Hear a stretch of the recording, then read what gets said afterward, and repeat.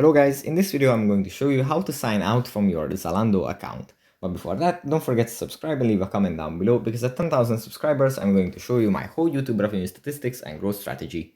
So without further ado, let's just jump right into it. First, we have to open up the Zalando app. Sorry.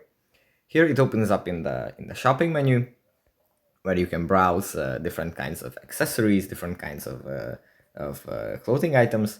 But from the shopping menu, we have to go into the profile menu, the little person icon in the top right corner. We tap on this, and then in the overview section, we find personal details. We tap on this, and then here in personal details, if we scroll down to the bottom, there is a sign out option. It's barely visible because it has a black background. But if you tap on this, then